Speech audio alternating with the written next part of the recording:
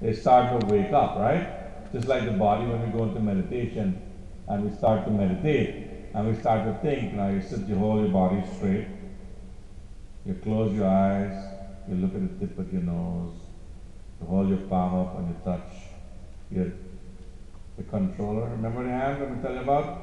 Right? How the hand relates? That without the thumb. Try to hold something without your thumb. Try to eat, brush your teeth without your thumb. So the thumb is the controller, he's Bhagwan, right? And this is, right? You got the Atma and you got Sat, right? Rajas and Tamas, right? So this is the soul, right? The soul, right? As long as the soul stay away from the thumb, what happens? Can do nothing, right? But when the soul touches the thumb, what happens? You can grab hold of the toothbrush, right? So when the soul touches the thumb and looks toward the thumb, all these other three joins in. Sattva phala, Rajas phala, and Tama phala, right? And then we get self-realization, right? So what happens now? He's sitting there, the king of desire is sitting there in the body, and he's looking, what is he looking? This person begins to meditate. And as we begin to meditate, what do we start to awake? We start to awake the chakras. We start to awake the good energies, the good thoughts, right? And when we're doing our good thoughts, sometimes when we meditate, what happens? You know, like when Hanuman, you know, Ravan had a son, his name was Meghnad. And Meghnad, they knew that if Meghnad go and perform certain puja, there would be a very special chariot given to him by Durga Devi. And if he gets that chariot from the Agnihotra, then he will be undefeated.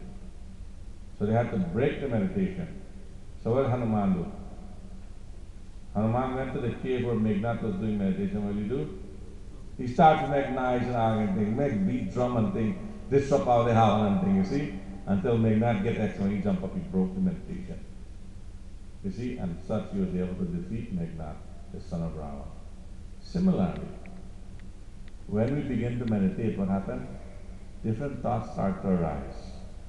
Now sit down and close your mind. Close your eyes for a few minutes. And try to concentrate on nothing.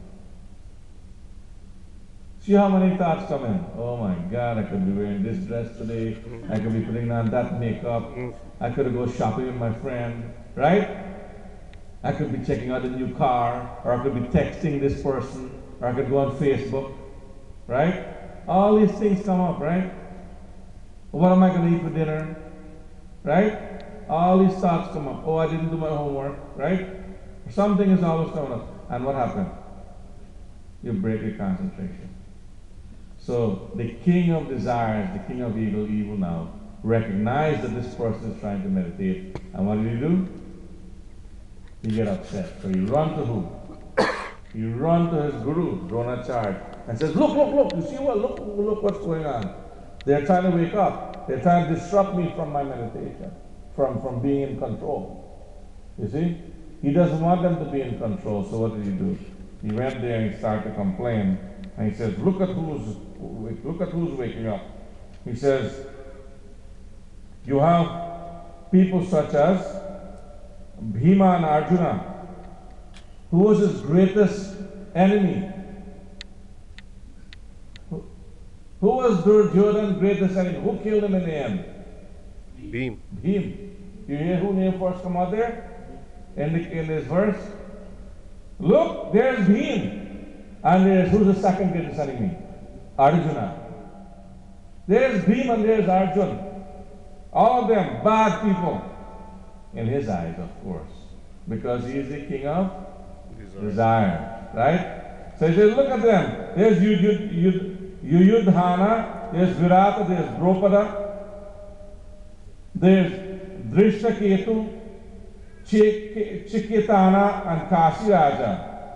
There's Purujit, there's Kunti Bhoj, and there's Shaibhya. There's Yudyamanyu, there's Uttamauja, and the son of Subhadra. Oh boy, he hates Subhadra. Who's Subhadra, the son of Subhadra? Abhimanyu. Abhimanyu. And then finally, there's the sons of Draupadi. Who does all these people represent? Let's talk about who they represent. First of all, there's Arjuna. And Bhima represents self-control within the body. Bhima represents self-control. When the chakra or the energy center is at the Swadhisthana chakra, at the navel, at that point, that person makes a transition to become human in the spiritual aspect. As long as the energy center is at the Muladhara and at the Kundalini at the end, where does it do? You're still thinking in a beastly form. You're still following the king of Desires. desire. You're still following who? Who's your leader? Duryodhana. Right? Only when it makes the transition to the Anahat. Right here. Right? Then. Now let's understand this body, this battlefield very well. Within this battlefield you have several different bodies. Right? You, of course, we all know you have this body of earth, water, air, fire, space. Right? And then within this body, you have another thing that runs up and down from the top of the head to the base of your spine. It's called the spinal cord. And that spinal cord is divided into three sections. You have this physical spinal cord, which that we can see, if you damage the spine and you're paralyzed, right? But in the spinal cord itself, it's called something called the Brahma Jyoti. And surrounded by the Brahma Jyoti, you have the Ida and the Pingala. There are two sides to it. And what happens when you begin meditation? You awaken what's called the Kundalini. You're wondering, how does this relate to this verse? We will see in a minute. So when the Kundalini is awakened, it begins to rise. And as it rises, it goes to a different energy center and awakens those energies. And based on, finally, when it comes to this, Vishuddha, this one here, or the Agyan, the Vishuddha chakra here. When it gets here, then you realize that there's a fine line between you and God, a fine barrier. Only when it rises to the Jnana chakra, then can you attain the Sahasrara. So these are the energy center. The 5 energy center from here upward represents Arjuna, Bhim, and Yudhishthira. And then you have Abhimanyu and Bhagavan Sri Krishna in this battle of the battlefield. And in this verse it says that these soldiers, Drona looked and he saw the soldiers there, and his word, the king of desire's word, that this army is going to destroy his sensual activities as created by the body. So every time the body thinks of something, it derives it from one of the senses. The minute you taste something, what happens? If it tastes sweet, want some more, right? The minute you hear some gossip, what happened? You want to hear some more, right? The minute you see watch a two-body fight or something happened on TV, what happened? Everybody wants to see more, right? The man if the fight didn't go on. Why did Chapman hit this one like this for? And they create their own interpretation of how the fight should have went, right? The minute you touch something, what happened? Touch again. You see? So these are the senses, so it creates desire. So the minute one of the sense rises up, it entices the king of desire, the king of desire. Says, go some more, get some more, go get some more. You know? So that's the problem. So what happened? This army begins to rise. Drishtaketu is the power of mental resistance. That's who we represent. Chaitanya represents spiritual many. Kasi Raja is the discriminative intelligence. Purojit is mental interiorization. And we'll get into the detail of this. Kunti Boj means being able to sit in the right posture. Somebody that's, when you're in the right posture, only then you have a good flow of air through your body. Only then you're able to concentrate. And Shaivya is the power of mental adherence, being able to withstand all the distractions that is. Yudhyamanyu is the life force control.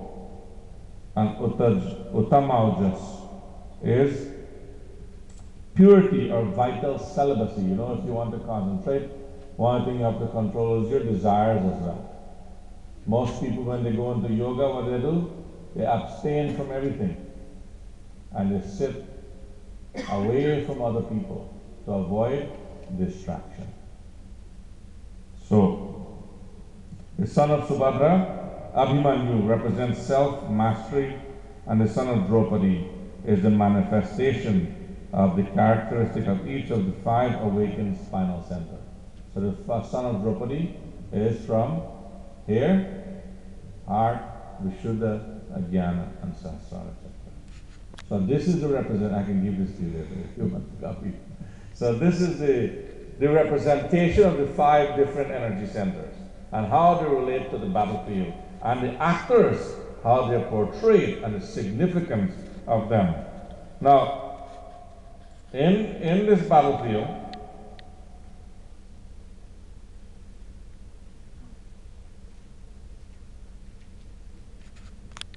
I was telling you of the 2 of the Muladhara and how they extend to the Sushumna. This energy, this highway that the energy center sits on and rides up and down is called the Sushumna Nadi. And this Sushumna Nadi, now we have the first, I told you all, we have one body, which is this physical body, it's made up of the 5 elements. Then you have another body called the astral body. And on the astral body, it is an identical body of the one that you have, that you can see in the mirror. But it is in English, they do what's called an aura. You know, sometimes now they can film you and they see like an energy around the body. That is the closest way I can explain what the astral body is. That is called the astral body. It's this energy that rides upon or within this body. And that is where the true Sushumna Nadi is. It rides up, along the base of the spine. So if somebody wants to cut open you and says, man, let me see where this one chakra is, you're not going to find it in this physical body. You'll find it only in the astral body. And then within the astral body, you have another body that rides. And you know what that's called? The spiritual, the causal body. That is the Jivatma, the soul. Okay? So that's why when Hanumanji was able to split open his chest and show Lord Rama and Sita in his chest, when he split open his chest, he didn't split open the physical chest of Sita. He split open the chest of the astral body, because he was such a great devotee. Who's Hanuman? He's Bhagavan Shankara. What do you find Shankar Bhagavan doing most of the time? He's the greatest of a great yogi, right? So when he's meditating, what is he doing? He's merging his physical body with the astral body. As such, when he breaks open his chest, you can physically see Ram and Sita in there. You can do it too, but it takes practice.